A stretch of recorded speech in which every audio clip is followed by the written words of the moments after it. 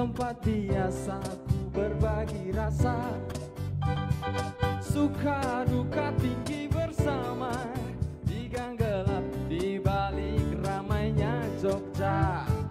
Mari sini berkumpul kawan,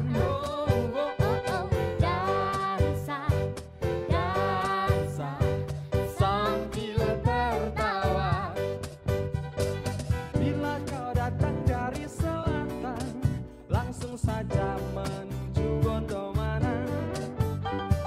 Belok kanan sebelum perempatan, teman-teman yang menunggu di Saidan. Mari Sini berkumpul kawan, dansa, dansa sambil tertawa.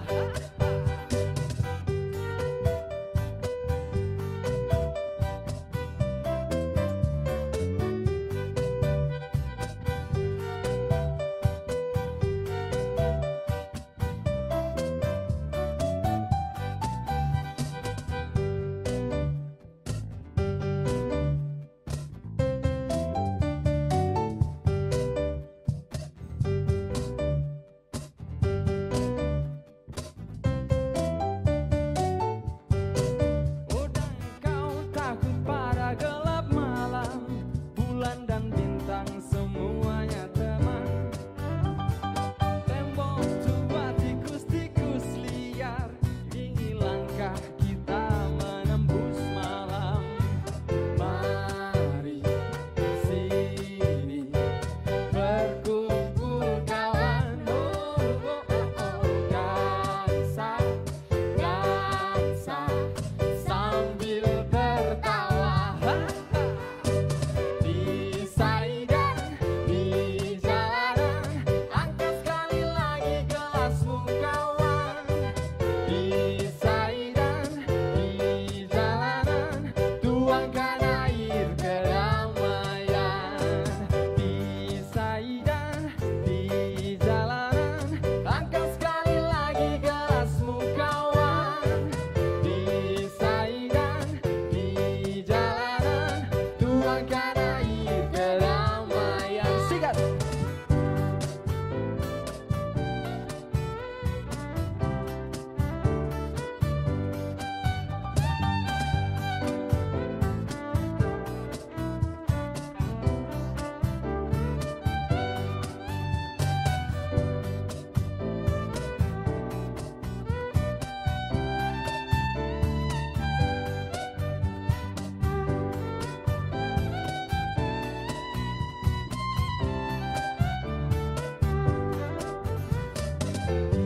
Saidan, di jalanan, angkat sekali lagi gelasmu kawan. Di Saidan, di jalanan, tuangkan air kedamaian. Di Saidan, di jalanan, angkat sekali lagi gelasmu kawan. Di Saidan, di jalanan, tuangkan air kedamaian. Di Saidan, di jalanan, angkat sekali lagi gelasmu kawan. Di Saidan, di jalanan, tuangkan air kedamaian. Oh, tuangkan air kedamaian. Oh, tuangkan air kedamaian.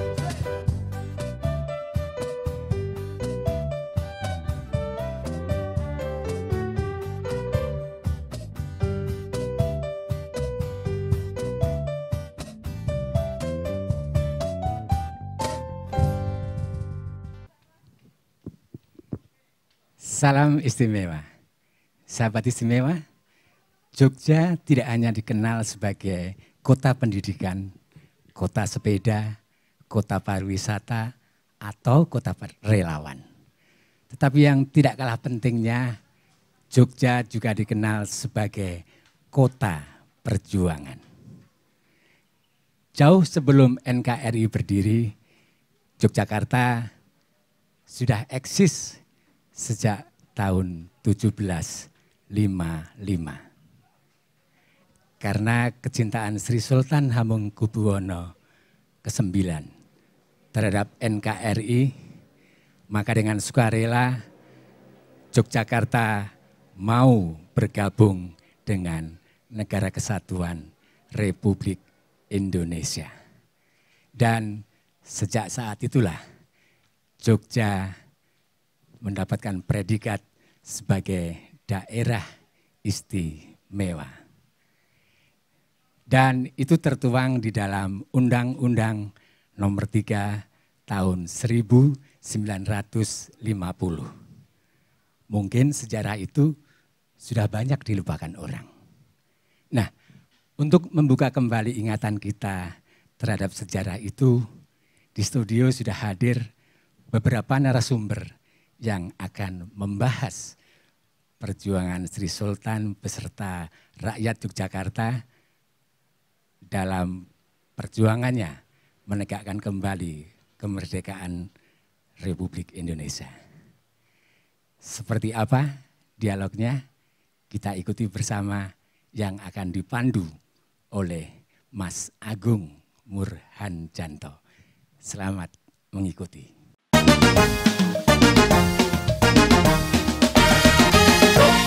Assalamualaikum warahmatullahi wabarakatuh. Selamat siang, salam sejahtera, Om Swastiastu, Namo Buddhaya, dan salam kebajikan untuk kita semua. Kita akan berdiskusi pada hari ini dengan topik membahas tentang historis Undang-Undang Nomor 3 tahun 1950, Undang-Undang tentang pembentukan Provinsi Daerah Istimewa Yogyakarta. Pada kesempatan ini telah hadir beberapa narasumber. Yang pertama adalah Bapak Haryadi Baskoro yang menggunakan belangkon. Beliau adalah peneliti dan penulis tentang keistimewaan Daerah Istimewa Yogyakarta. Kemudian Bapak Hasto Widyasto Wasono Putro yang berbaju batik kuning. Beliau adalah Ketua Sekber Keistimewaan yang mengegulkan Undang-Undang Keistimewaan, perjuangannya dulu. Kemudian paling ujung Bapak Endro Muhaimin, beliau adalah asisten ahli dari Paramporo Projo Daerah Istimewa Yogyakarta. Kemudian yang terakhir yang ada di sebelah kiri saya, Bapak Wawan dari jurnalis yang cukup kondang di Daerah Istimewa Yogyakarta. Baik, pada kesempatan hari ini kita akan memulai diskusi kita tentang Undang-Undang Nomor 3 tahun 1950 tentang pembentukan Daerah Istimewa Yogyakarta. Dari aspek historis dan mungkin dulu bagaimana undang-undang itu ditelurkan ataupun dilahirkan untuk memayungi keberadaan Daerah Istimewa Yogyakarta, akan disampaikan review tersebut oleh Bapak Haryadi Baskoro. Mungkin beliau sudah membawa beberapa referensi yang akan disampaikan sehingga bisa menambah wawasan kita untuk memahami tentang Daerah Istimewa Yogyakarta. Oke, terima kasih ya. Jadi tentang sejarah keistimewaan Daerah Istimewa Yogyakarta tentu ada banyak referensi yang kita bisa ambil. Salah satu yang menarik itu buku berjudul Daerah Istimewa di dalam Negara Kesatuan Republik Indonesia, ditulis oleh Suyamto pada tahun 88 ya. Jadi menurut buku ini itu keistimewaan DIY itu kan membutuhkan dasar hukum juga. Nah, keistimewaan DIY sebetulnya terjadi secara historis karena pada waktu Indonesia merdeka, pemimpin monarki kerajaan yang ada di Yogyakarta. Jadi Yogyakarta ini sudah ada lebih dulu sebelum RI ada, yaitu berupa kerajaan. Ada dua kerajaan, Kasultanan dan Kadipaten Pakualaman. Ada Sultan dan Pakualam yang bertahta sejak 1755. Sehingga sebelum Republik Indonesia berdiri, Mas, itu sebetulnya Jogja bisa merdeka sendiri. Cuman pada waktu itu Sri Sultan Hamengkubuwono IX dan Pakualam VIII yang bertahta mengambil keputusan untuk bergabung dengan Republik Indonesia. Sehingga pada waktu itu presiden pertama kita, Soekarno, memberikan apa yang disebut piagam kedudukan. yang mendukung kelanjutan kepemimpinan dari Sultan dan Paku Alam. Nah, kemudian itu direspon cepat sehingga pada tanggal 5 September itu Sultan dan Paku Alam mengeluarkan apa yang dikenal sekarang sebagai Amanat 5 September. Yang intinya Sultan dan Paku Alam menegaskan bahwa Yogyakarta adalah daerah istimewa di dalam negara RI. Nah, itu menjadi apa yang disebut Suyanto sebagai embrio keistimewaan DIY. Tetapi memang embrio itu harus diperkuat, harus bertumbuh di dalam bentuk legalisasi secara hukum, sehingga diperlukan undang-undang khusus. Nah, memang itu butuh proses karena pada waktu itu situasi Indonesia kan tidak aman, sehingga ibu kota Jakarta pindah ke Jogja dan perang terus Yogyakarta harus berkontribusi untuk menyelamatkan RI.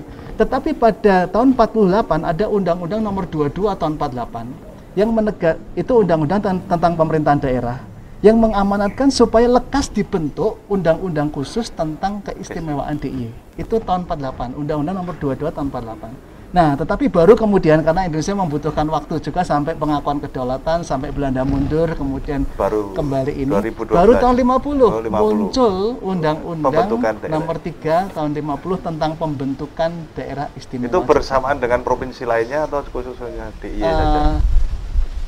Ya berproses semuanya. Cuman kalau di Yogyakarta ini kan prosesnya khusus, Mas, karena pada waktu itu undang-undang itu ditetapkan bukan di Jakarta, tapi ditetapkan di Yogyakarta. Malah di Jogja. Tanggal Maret pada tahun 50 dan masih perlu direvisi terus. Hanya problemnya undang-undang itu masih sangat belum lengkap. Hanya menegaskan tentang pembentukan bahwa Jogja ini adalah daerah istimewa di dalam NKRI. Itu, Mas, poin. Ya, baik, terima kasih Aryadi Baskoro tentang pemahaman kita tentang Undang-Undang Nomor 3 tahun 1950 tentang pembentukan daerah istimewa Yogyakarta.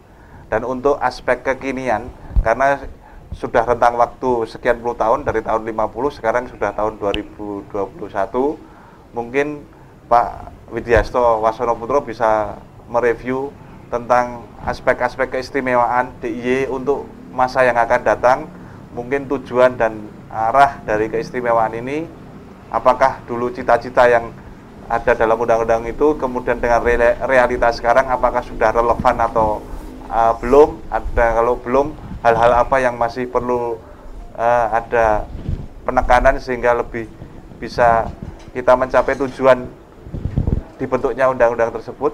Pak Hasto, monggo silahkan. Ya, terima kasih Pak Agung dan juga teman-teman narasumber yang lain. Berbicara tentang Undang-Undang Nomor 3 tahun 50 ini menarik karena ini menjadi undang-undang pertama yang mengatur tentang legal standing dari Provinsi DIY. Ya, setelah sebelumnya proses politik tadi yang disampaikan Pak Aryadi. Undang-undang ini berlaku cukup lama ya, sampai periode ya sebelum ada Undang-Undang Keistimewaan Nomor 13 tahun 2012 itu kita menggunakan undang-undang itu. Meskipun Undang-Undang Nomor 350 ini belum secara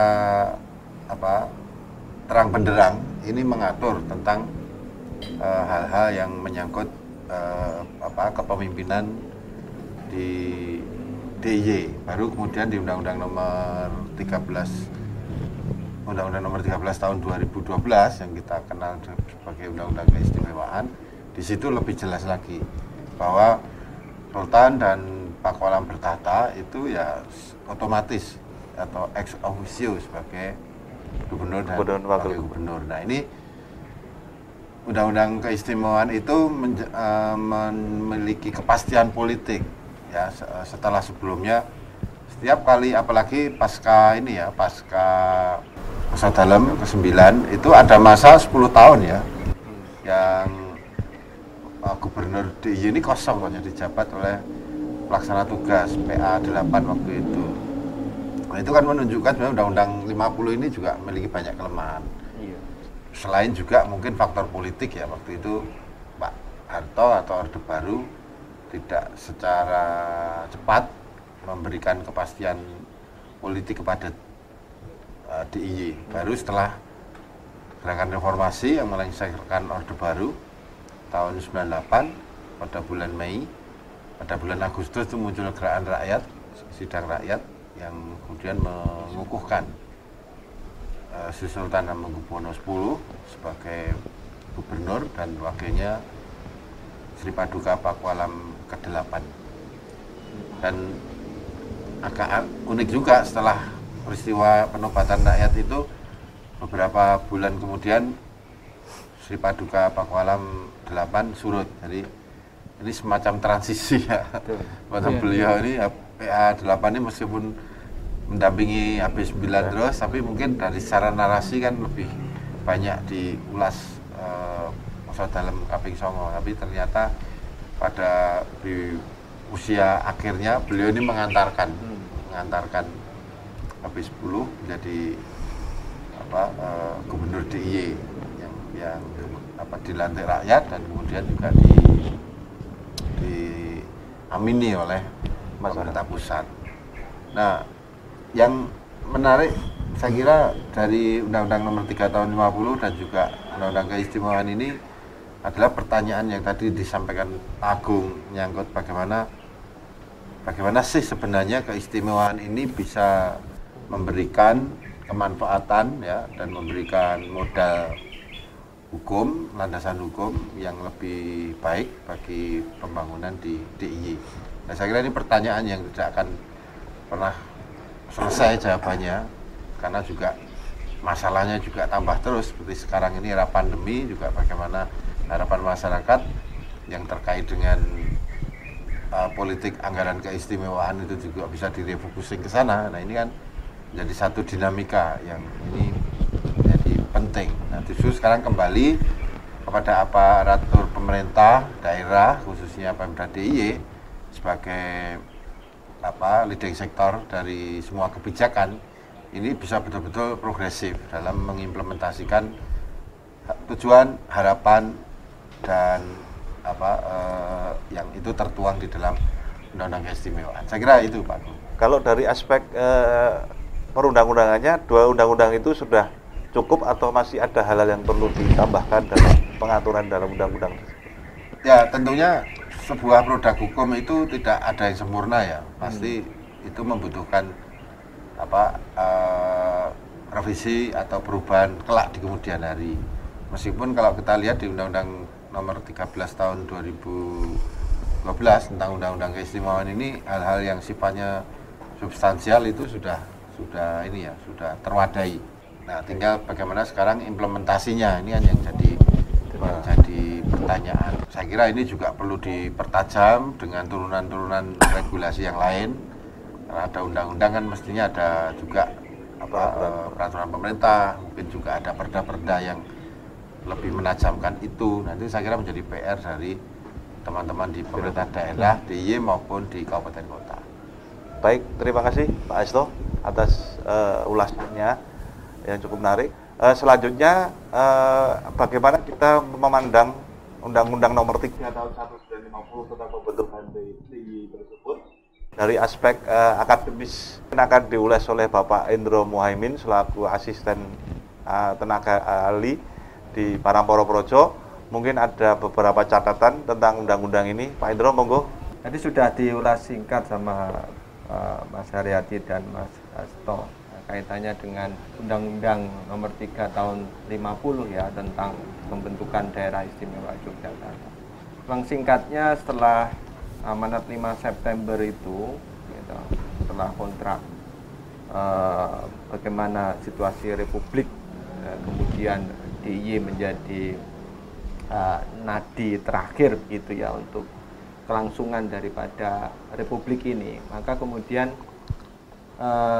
respon cepat itu juga Republik memberikan begitu ya kepada DIY sebuah undang-undang khusus ya tentang pembentukan Daerah Istimewa Yogyakarta.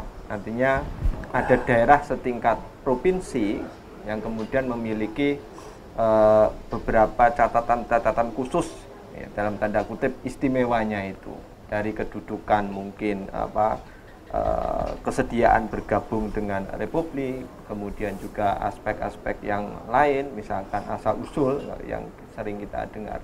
Nah, kehadiran Undang-Undang 3 Tahun 50 ini, dari sekian perjalanan dari bergantinya pemerintahan republik ya, artinya pemerintahan presiden dan selanjutnya begitu, kita tidak melihat sesuatu yang sifatnya fundamental begitu ya, khususnya bagi kewenangan rekognisi ya daripada eksistensi keraton dan kadipaten.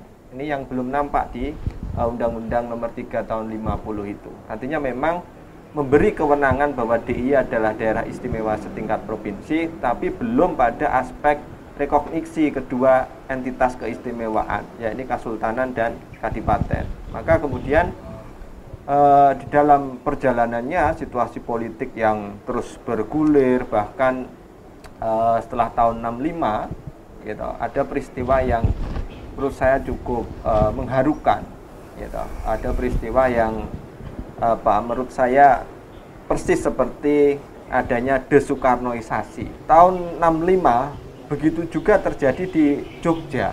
Ada semacam deistimewanisasi begitulah ya, mungkin nanti bahasa yang lebih tepat apa. Jadi ada semacam tragedi politik yang berkeinginan untuk mengendurkan sifat-sifat keistimewaan yang dimiliki oleh DIY itu. Tahun 65, bahkan peran dari Ngarso Dalam ke-9 itu pun mulai dikendorkan.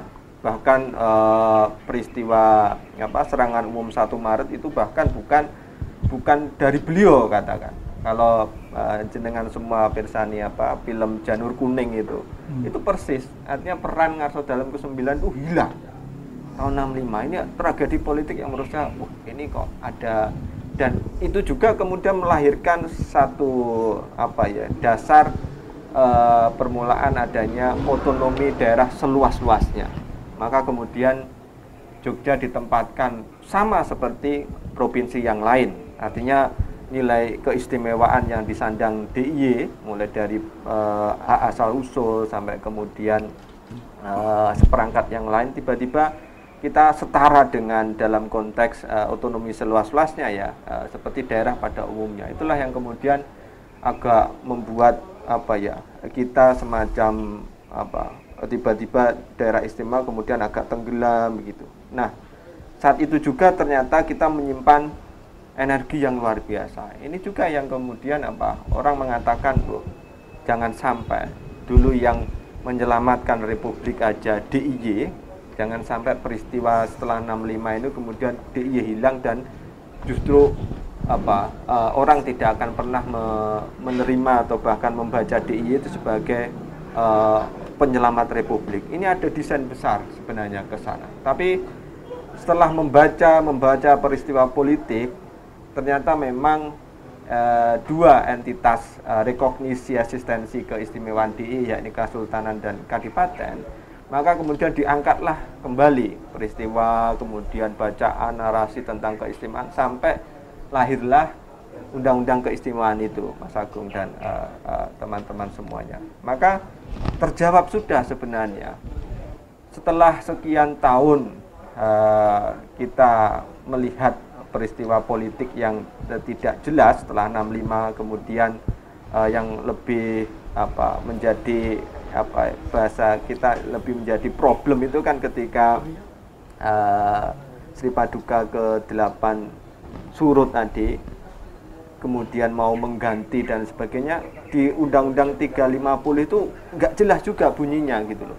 Ini kalau dari keraton dan kemudian Paku Alam menjadi pemimpin di daerah, begitu ini surut dan sebagainya, bagaimana proses penggantiannya? Ini yang tidak ketemu di Undang-Undang 3 Nomor 50. Belum terjawab juga, bahkan di setiap diskusi ini ramai, pro dan kontra terjadi, peristiwa politik terus bergulir lagi, bahkan perdebatan monarki dan demokrasi juga terus tidak pernah berhenti. Maka kemudian Undang-Undang Keistimewaan setelah sekian lama kita tunggu-tunggu, maka kemudian menjawab itu semua. Ada apa yang menjadi kekurangan di Nomor 3 Tahun 50, meskipun itu juga ada Undang-Undang 1950 yang menyempurnakan Nomor 3 Tahun 50. Dan setelah itu akhirnya dua entitas ini terangkat begitu. gitu. Keraton dan kadipaten, wow ini loh simbolis keistimewaan itu di sini, gitu. Dari sisi apa rekognisinya. Jadi kalau dulu asal usulnya hanya bersifat misalkan kesejarahan, tanpa kemudian kita menonjolkan dua entitas, akhirnya terlihat, oh ke depan ya inilah yang menjadi pemimpin yang diamanatkan oleh rakyat Jogja. Ada simbol keraton dan simbol kadipaten. Maka kalau kita melihat kontrak politik di dalam peristiwa pembentukan Undang-Undang 350 dan Undang-Undang Keistimewaan sebenarnya satu yang saling terikat begitu. Artinya memang apa yang kurang di 350 kemudian dikuatkan lagi melalui Undang-Undang Keistimewaan 13 tahun 2012 itu. Artinya klop begitu. Kan 350 itu hanya sedikit sekali pasalnya, ya hanya berapa pasal begitu, 7 sampai sekian pasal yang kemudian diperluas dengan 1950 yang kemudian sebenarnya cakupannya sedikit lebih bagus begitu. Hanya tidak mengamanatkan pada rekognisi dua entitas itu tadi, meninggalkan keraton dan meninggalkan kadipaten. Padahal inilah kalau orang mengatakan Jogja tanpa itu ya bukan Jogja begitu. Artinya meskipun di dalamnya hubungan keraton, rakyat, kampung apa itu ya 4K itu kan menjadi satu yang memang harus betul-betul dimaknai, satu yang manunggal begitu. Tidak boleh kemudian kita mendefinisikannya terpisah. Maka dikenallah peristiwa 50 itu dengan loro-loro neng atunggal begitu. Jadi dua entitas itu harus betul-betul dimaknai satu yang sama di dalam kita menerjemahkan keistimewaan itu. Saya kira itu Mas Agung tambahan dari saya. Ya, terima kasih Mas Indro. Sudah cukup panjang lebar tadi dijelaskan tentang rekognisi ya kaitannya dengan kewenangan Daerah Istimewa Yogyakarta dari Undang-Undang Keistimewaan. Baik, selanjutnya kita break sebentar. Kita akan segera menyaksikan selingan pertunjukan musik dari AJ Project.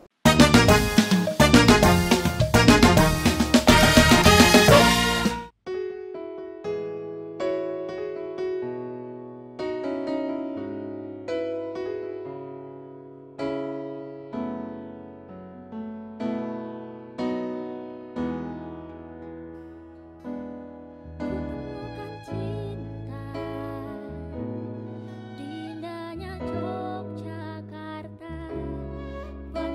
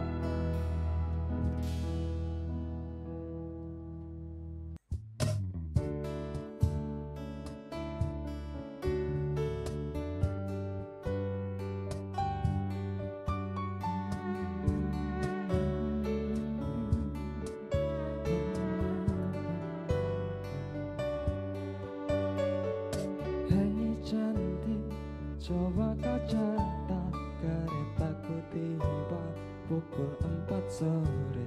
Tak usah kau tanya, aku ceritakan nanti. Hei cantik, kemana saja? Tak ada berita, sedikit cerita. Tak ku baca lagi pesan di ujung malam. Dan Jakarta muram kehilanganmu. Terang lampu kota tak lagi sama. Sudah saatnya kau tengok puing yang tertinggal. Sampai kapan akan selalu berlari? Hingga kini masih selalu ku nanti-nanti. Terbawa lagi langkahku ke sana. Mantra apa entah yang istimewa. Ku percaya selalu ada sesuatu di Jogja. Dengar lagu lama ini katanya, izinkan aku pulang ke kotamu. Ku percaya selalu ada sesuatu di Jogja.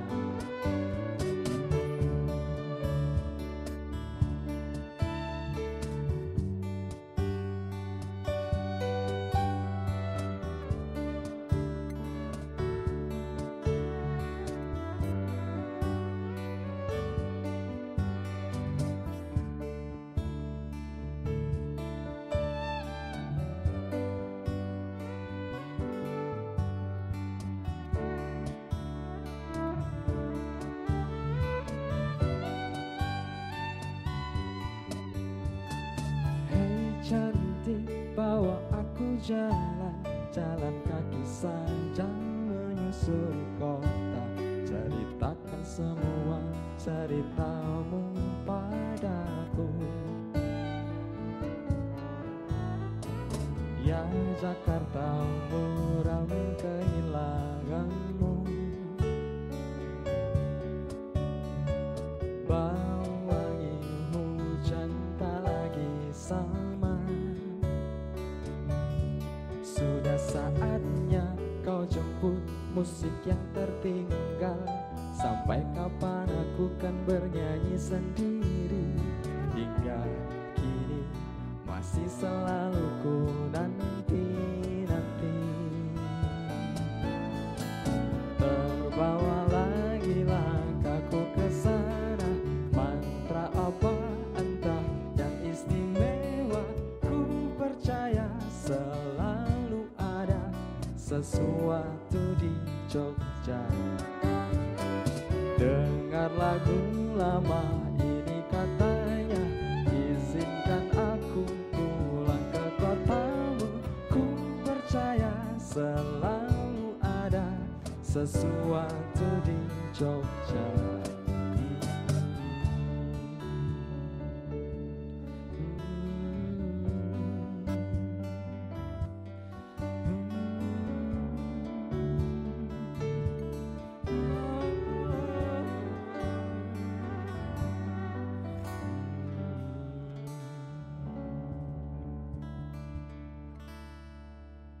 Kita lanjutkan diskusi kita. Narasumber berikutnya yaitu Bapak Wawan. Beliau seorang jurnalis yang akan mengulas tentang aspek-aspek kemasyarakatan di daerah istimewa Yogyakarta. Setelah Yogyakarta mempunyai 2 undang-undang, mungkin ini sangat langka ya bagi provinsi lain karena memang istimewa. Ada tentang Undang-Undang Nomor 3 Tahun 50 tentang pembentukan daerah istimewa Yogyakarta. Kemudian ada Undang-Undang Nomor 13 Tahun 2012 tentang keistimewaan daerah istimewa Yogyakarta. Ya. Kepada Bapak Wawan, monggo sedikit di highlight tentang. Terima kasih. Terima kasih Mas Agung. Jadi sejalan dengan lahirnya Undang-Undang Keistimewaan, muncul pula lembaga-lembaga keistimewaan seperti Paniratio, Parangporo dan sebagainya. literasi mengenai kenapa Jogja menjadi istimewa, kenapa Jogja dibedakan dengan provinsi lain. Ada nilai-nilai itu yang seharusnya disosialisasikan kepada masyarakat luas. Siapa tanggung jawab siapa? Seharusnya keistimewaan itu yang punya peran penting, punya andil. Karena tidak semua masyarakat itu paham mengenai kenapa Jogja menjadi istimewa. Cikal bakalnya seperti apa, aset sejarah Jogja dalam masa revolusi seperti apa. Itu yang penting. Tapi selama ini belum banyak dilakukan gitu. Padahal ini jarak rentang waktunya tahun 50 ya. Kalau Undang-Undang Nomor 3 Pembentukan DIY tahun 50, sekarang udah 2021, ada sudah 71 tahun. Berarti kan kaum milenial sekarang saya yakin tidak akan memahami bagaimana Jogja dikatakan sebagai istimewa. Saya yakin, karena di sekolah pun belum tentu diajarkan masalah itu. Maka kalau boleh mengusulkan lembaga-lembaga keistimewaan tadi melakukan semacam touring lah ke sekolah-sekolah. Karena yang paling efektif adalah lewat pelajaran-pelajaran lokalitas tadi, bagaimana mereka harus menjelaskan tentang keistimewaan itu. Kalau tidak, kita juga akan membiarkan mereka pada ketidaktahuan, lupa pada sejarah, barangkali sama sekali tidak tahu malah. Itu akhirnya membuat mereka tidak mengenal identitas kotanya sendiri gitu loh. Itu yang menurut saya penting untuk dilakukan oleh lembaga keistimewaan itu. Satu lagi bahwa jangan lupa Jogja itu adalah heterogenitasnya sangat tinggi. Dari manapun Jogja itu memang benar-benar istimewa, dari sekian provinsi semuanya ada di Jogja, tapi mereka belum tentu mengenal juga. Ini sosialisasi seperti ini penting. Juga mungkin penanda keistimewaan itu di pintu-pintu masuk gerbang Jogja gitu. Misalnya di daerah-daerah Sleman atau daerah Sleman, kemudian Gunung Kidul dan sebagainya, harus ada penanda yang jelas, terutama di bandar udara seperti Adi Sucipto dan yang baru itu harus ada. Ini kan Anda memasuki wilayah Jogja yang istimewa, penandanya apa? Dimunculkanlah sehingga orang menjadi apresiasi terhadap Jogja. Selama ini kan tidak ada penanda-penanda itu. Jangan dianggap kecil ini, tapi bahwa ini akan menjadikan semacam identitas tersendiri bagi masyarakat Jogja. Cukup menarik apa yang disampaikan oleh beberapa narasumber kita pada hari ini. Selanjutnya, untuk lebih memperdalam fokus tentang tema pada diskusi pada hari ini tentang Undang-Undang Nomor 3 Tahun 1950 tentang pembentukan Daerah Istimewa Yogyakarta, Pak Haryadi Baskoro bisa mengelaborasi ataupun apa yang lebih mempertajam lagi harapan-harapan terhadap keberadaan Undang-Undang Nomor 3 Tahun 1950 tersebut. Monggo. Mas. Jadi begini, undang-undang itu kan dirumuskan untuk memberi arahan supaya diimplementasikan, intinya kan itu, Mas. Yeah. Karena kalau undang-undang berhenti sebagai wacana, ya apa artinya? Nah, dalam sejarah Jogja itu jagoan implementasi, Mas. Karena begini, bahkan sebelum ada UU Nomor 3 Tahun 50 dan setelah UU Nomor 3 Tahun 50 tentang pembentukan DIY, itu Jogja bukan hanya senang dengan undang-undang itu, tapi berjuang mewujudkan. Nah, kalau kita lihat misalnya contoh ya, ini ada buku-buku historis, Mas. Ini saya punya buku tentang ulang tahun DPRD DIY yang pertama, berarti tahun 51. Ini kan implementasi, karena UU Nomor 350 itu bicara demokrasi, bicara bagaimana di DIY harus ada DPRD, dan implementasinya jelas dan tertulis lagi, tercatat. Nah, terus kemudian tentang bagaimana Jogja setelah undang-undang itu berkembang pembangunannya juga dicatat rapi sekali. Tahun 59 sudah ada buku yang cukup lengkap, Jogja, Daerah Istimewa Yogyakarta tahun 59. Lengkap, ada foto-fotonya segala, Mas. Ada statistik, ada data. Ini menunjukkan bahwa Jogja itu sebenarnya jagoan loh soal implementasi. Terus ini lagi tahun 62. Buku tentang DIY lagi tahun 62, nggak sampai 5 tahun, Mas Hasto. 59 udah muncul, 62 muncul. Nah, poin saya begini, di masa lalu, di era pada waktu itu Jogja itu semangat sekali, bukan hanya untuk memperjuangkan undang-undang keistimewaan, tetapi mengimplementasikannya. Saya pikir ini poin hari ini. Kalau zaman dulu aja begitu sistematis, begitu budaya tulis. Jadi sekarang nggak cuma laporan, oh sudah diselesaikan, oh sudah dilakukan, mana buktinya? Ini statistik cukup jelas, cukup sistematis, Nah, ini yang harus kita lebih lagi hari ini. Ini undang-undang hari ini, Undang-Undang Nomor 13 2012 itu jauh sudah lengkap lah, sudah jauh lebih lengkap lah. Lebih gampang mengimplementasikannya. Nah, ini tantangan buat kita hari ini. Ayo diimplementasikan lebih detail lagi, lebih sistematis, lebih evaluatif, terukur, akademis. Ya, baik, terima kasih Pak Aryadi. Cukup mencerdaskan sekali ulasannya. Mungkin langsung bisa dielaborasi oleh Pak Hasto tadi tentang implementasi yang sebenarnya sudah cukup baik. Punya dua undang-undang, implementasinya sebenarnya sudah tapi bagaimana capaian-capaian ini lebih kita tajamkan lagi. Ya, saya kira ini menarik yang disampaikan Pak Aryadi bahwa masyarakat Jogja DIY ya itu memang memiliki tradisi tertib bernegara ya. Yes. Mereka sangat memiliki sangat sistematis sesuai dengan perundang-undangan dan aturan main dan segala macam. Nah, saya kira dalam kesempatan ini saya justru ingin mendorong masyarakat supaya undang-undang keistimewaan yang menjadi generasi berikutnya Undang-Undang 350 ya, generasi berikut produk perundangan yang melanjutkan Undang-Undang 350 ini, saya ingin mendorong masyarakat untuk membuat lembaga pengawas atau pemantau atas implementasi keistimewaan. Ini belum ada saya lihat. Jadi kalau kita dengar ada Corruption Watch, ada Parliament Watch, mestinya ada keistimewaan Watch. Silahkan itu diadakan. Tiap kabupaten kota kalau perlu untuk mengawasi siapa? Mengawasi pengambil kebijakan. Ya. Dalam hal ini pemerintah DIY dan kabupaten kota supaya kritiknya itu tidak parsial ya. Tidak ceblung gitulah.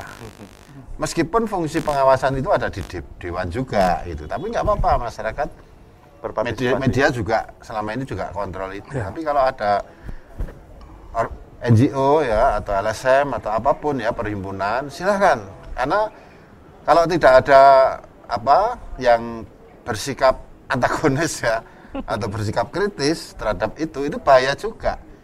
Saya kira Warsa Dalem Pak Gubernur sangat terbuka ya dengan kritik masyarakat. Beliau juga seorang yang sangat demokratis, begitu juga Bu Ratu dan Kanjeng Gusti Pakualam. Saya kira dengan adanya entitas yang berani mendeklar sebagai kelompok pengawas implementasi keistimewaan, ini akan bagus.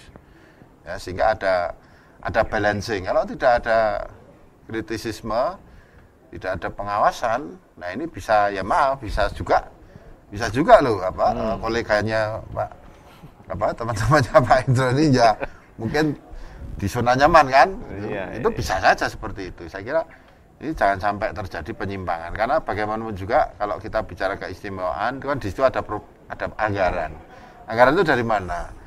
Dari APBN kan, APBN dari mana? Dari uang rakyat, sebagian pajak dan sebagainya. Ini kan harus kembali ke rakyat. Jadi saya kira poin itu yang penting, bagaimana melanjutkan tradisi tertib bernegara itu juga kita tertib dalam implementasi produk-produk hukum. Saya kira itu Pak Agung. Ya, terima kasih.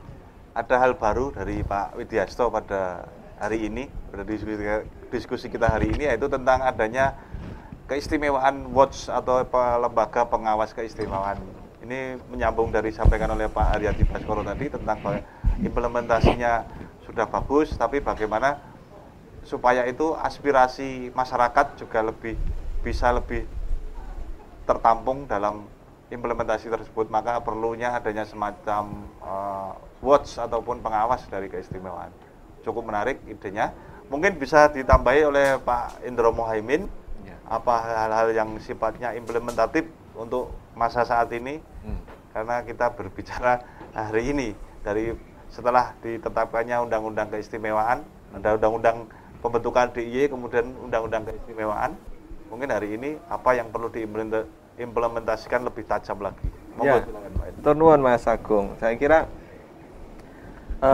lahirnya UUK ya 13 tahun 2012 ini kan menjawab begitu luasnya dan begitu sulitnya mungkin ya Undang-Undang tahun 50 tadi, nomor 3 tahun 50, kaitannya dengan kewenangan keistimewaan begitu. Maka UUK ini bukan mempersempit, tapi justru memudahkan sebenarnya implementasi dari sekian kerumitan, yaitu urusan yang ada di undang-undang tentang pembentukan daerah istimewa itu. Maka ada 5 urusan. Maka yang menjadi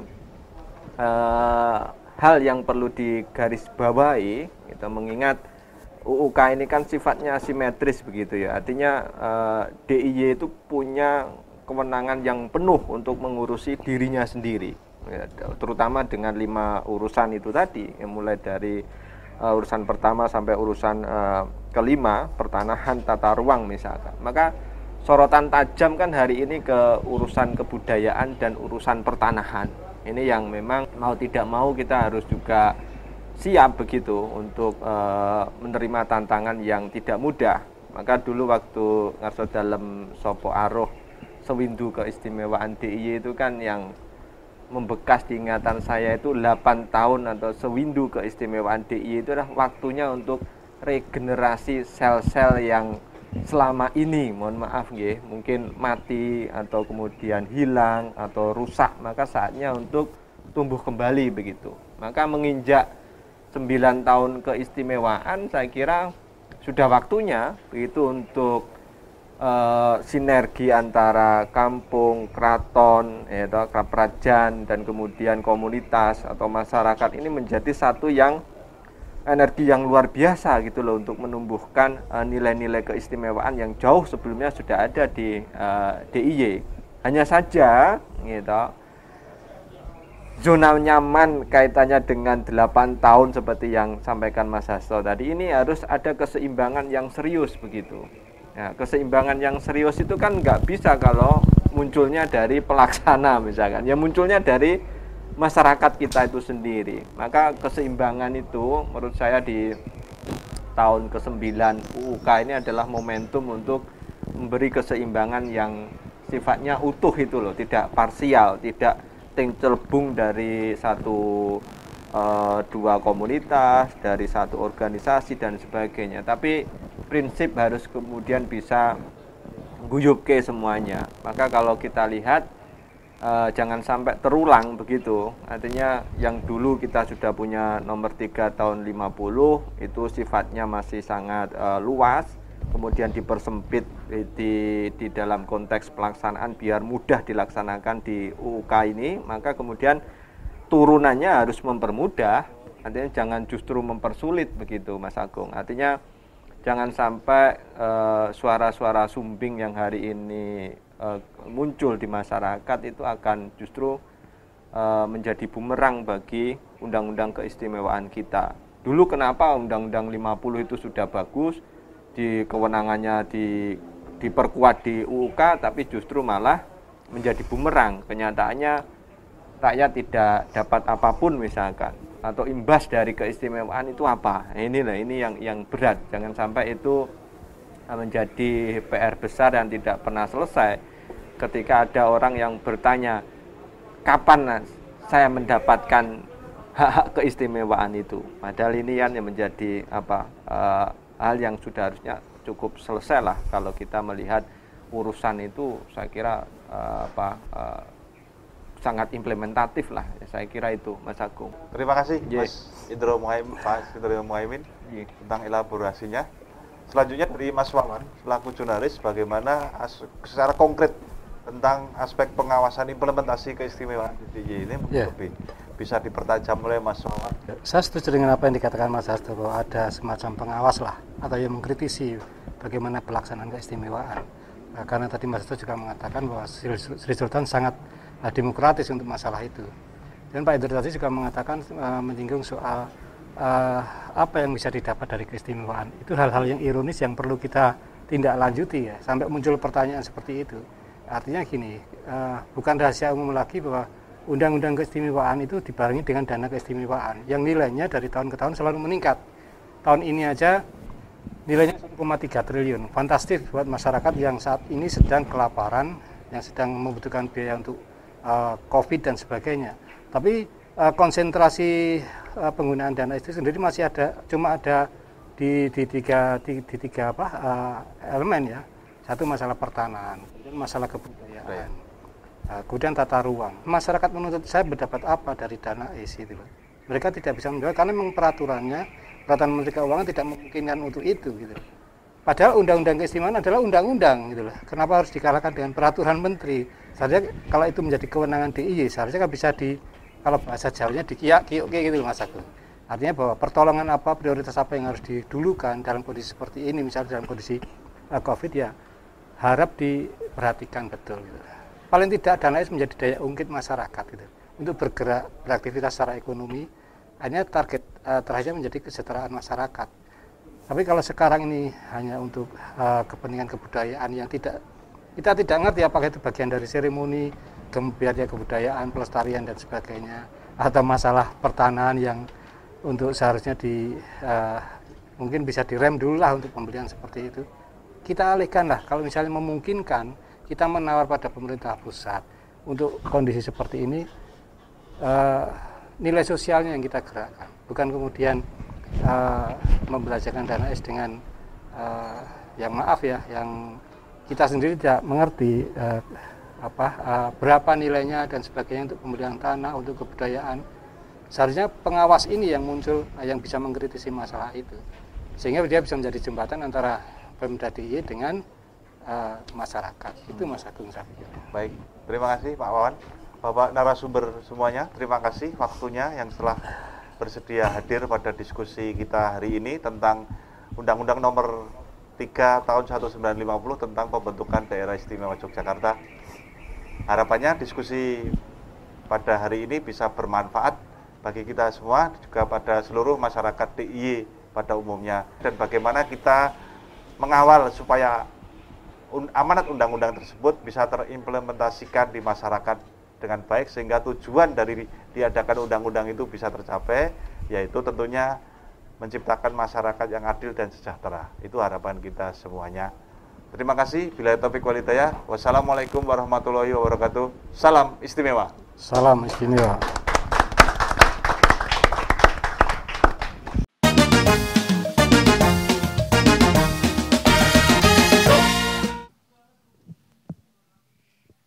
Salam istimewa. Sahabat istimewa, ada banyak cara untuk mencintai Indonesia. Salah satunya adalah melalui sejarah. Karena dari sanalah kita bisa belajar bagaimana menumbuhkan kesadaran ber-Indonesia. Sejarah bukan hanya bicara tentang masa lampau, tetapi juga masa depan. Sebagai penutup acara ini, akan kita saksikan bersama penampilan menarik dari teman-teman AJ Project. Saya Agus Sunandar beserta seluruh kerabat kerja yang bertugas mengucapkan terima kasih dan salam istimewa.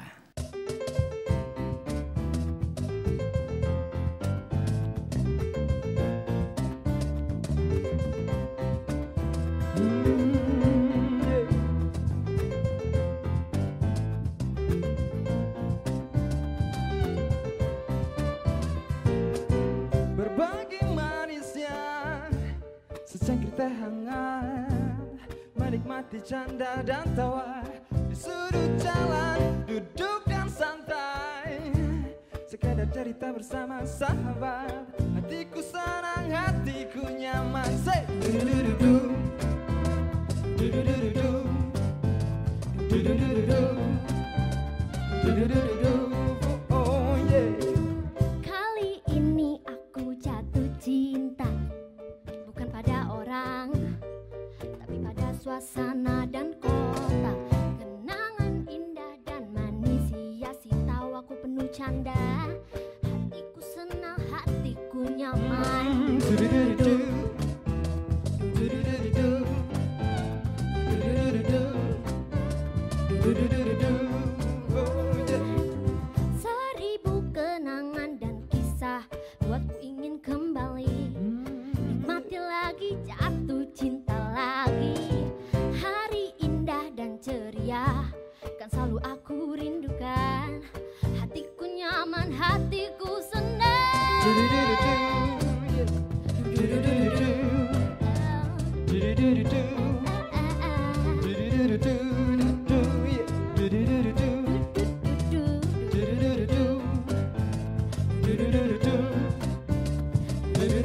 Dan hatiku bertanya kapan ke Jogja lagi, kapan ke Jogja lagi, kapan ke Jogja lagi, kapan ke Jogja lagi, kapan ke Jogja lagi, kapan ke Jogja lagi, kapan.